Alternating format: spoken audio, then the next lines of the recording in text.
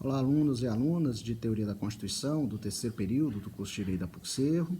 Hoje nós vamos dar continuidade ao nosso conteúdo, analisando o controle de constitucionalidade das leis, o último capítulo da nossa matéria.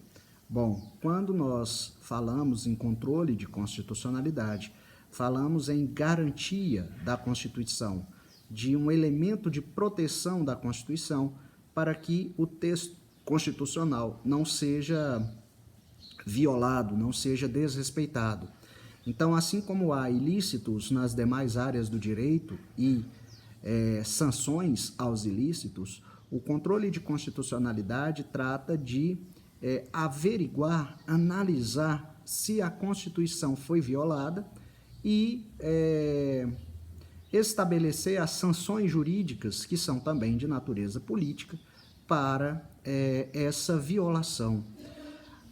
O controle de constitucionalidade, portanto, ele garante a supremacia da Constituição. A ideia de que a Constituição é a lei superior e acima dela não existe nenhuma outra lei e que ela não pode ser violada. Além disso, convém também ainda nessa introdução abordar a ideia de que só existe controle de constitucionalidade em países que adotam constituições formais e rígidas. Portanto, nós não vamos encontrar controle de constitucionalidade em países como a Inglaterra, né? Porque nesse país não há constituição formal e rígida. Bom, antes de adentrarmos nos diversos modelos de controle de constitucionalidade, nós vamos fazer aqui um debate prévio, né, sobre quem deve ser o guardião da Constituição. Porque o controle de constitucionalidade vai fixar quem é o responsável pela defesa e proteção da Constituição. Então é importante a gente fazer um debate, mesmo que rápido, né, sem muito aprofundamento, sobre quem deve ser o guardião da Constituição, quem deve realizar esse trabalho de proteção da Constituição. Seria o poder político ou esse papel estaria em melhores mãos com o judiciário, né? Então, nós vamos começar esse debate sobre a legitimidade da defesa da Constituição, a legitimidade do controle de constitucionalidade, num debate famoso envolvendo Carl Schmitt, por um lado, e Hans Kelsen, por outro, durante o período de Weimar, né, os anos 20 e 30 na Alemanha, que observou esse debate entre esses dois grandes autores, né? Carl Schmitt escreverá um texto, um livro, denominado Guardião da Constituição, o Defensor da Constituição.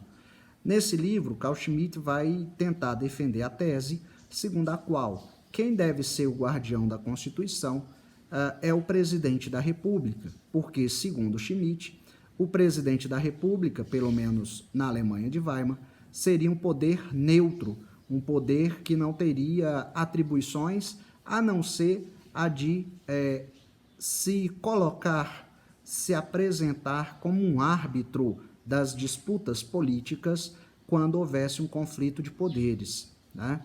Kelsen, por outro lado, escreverá um texto pequeno, de umas 20 e poucas páginas, né, com um título provocador: Quem deve ser o guardião da Constituição? Nesse texto, que já foi traduzido para o Brasil, se encontra numa coletânea de artigos de Kelsen sobre a jurisdição constitucional, intitulado Justiça Constitucional, se eu não estou enganado. Kelsen dirá que Schmitt está errado, que o presidente da República em Weimar não poderia ser o guardião da Constituição, porque na Constituição de Weimar, o presidente da República teria poderes constitucionais e, portanto, ele não se colocaria numa posição de equidistância, né, de igual distância, num conflito constitucional, né? Ele poderia funcionar em algumas situações, poderia aparecer como juiz em causa própria. Portanto, não poderia ser o presidente da República o guardião da Constituição. Esse papel deveria ser reservado para um tribunal criado especialmente pela Constituição para que fizesse o papel de defesa, de proteção da Constituição mediante procedimentos jurisdicionais, né? E nesse sentido, né, na Europa, vários tribunais constitucionais, é assim que eles são denominados, foram criados, né? O primeiro na Áustria, ainda em 1919, 1920, né? Na Constituição Austríaca, e posteriormente, após a Segunda Guerra Mundial, diversos países vão criar seus tribunais constitucionais sob a inspiração de Hans Kelsen. Então, na própria Alemanha, o Tribunal Constitucional Alemão, na Espanha, em Portugal, né? Enfim, vários países foram criados tribunais constitucionais, né? Na segunda metade do século XX. África do Sul, depois do Apartheid, diversos países que saíram do regime comunista criaram seus tribunais constitucionais. Enfim, né? Esse modelo de tribunais constitucionais se reproduziu, né? Ao longo em diversos países, em vários países depois da Segunda Guerra Mundial, sob a inspiração do trabalho de Hans Kelsen. Embora a resposta kelseniana seja bem interessante, geniosa, né? Ela não enfrenta, no entanto, o problema central. Por que que o Tribunal Constitucional teria legitimidade para fazer a defesa da Constituição? Simplesmente porque a Constituição assim estabeleceu? Essa é a resposta que Kelsen dá. No entanto, Kelsen não entra na questão do conteúdo, mas não seria esse papel desempenhado pelo Tribunal Constitucional violador da própria democracia, né? Kelsen não entra nessas questões de legitimidade, né? E por isso a resposta dele acaba sendo uma resposta tautológica. O Tribunal Constitucional pode fazer a defesa da Constituição porque ele pode fazer, porque a Constituição assim estabeleceu. A resposta, portanto, ela é tautológica, ela é circular e acaba não respondendo ao grande dilema, né, da legitimidade do controle de constitucionalidade.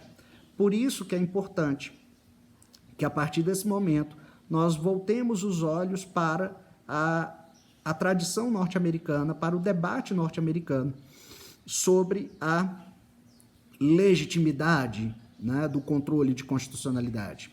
Lá nos Estados Unidos, né, existem diversas concepções, diversas respostas para o problema. Desde aqueles autores que dizem que o controle de constitucionalidade tem que ser retirado das cortes, dos tribunais, dos juízes, né, e autores aí preocupados com a democracia, ao contrário de Carl Schmitt, né, temos aí autores como Jeremy Waldron, Mark Tushnet, Larry Kramer e vários outros, até aqueles que ainda apostam, né, no poder do judiciário, na legitimidade do judiciário de realizar o controle de constitucionalidade. Né? Nós temos autores como John Hart Ely, que nós vamos estudar, Ronald Dworkin e diversos outros. Né? Então, agora nós vamos entrar nesse debate, né? Nós vamos entrar nessa discussão nos Estados Unidos, começando pela apresentação, né, pela defesa que John Hart Ely fará do controle de constitucionalidade nas mãos do Poder Judiciário. Veremos isso, então, na nossa próxima aula. Até lá, pessoal!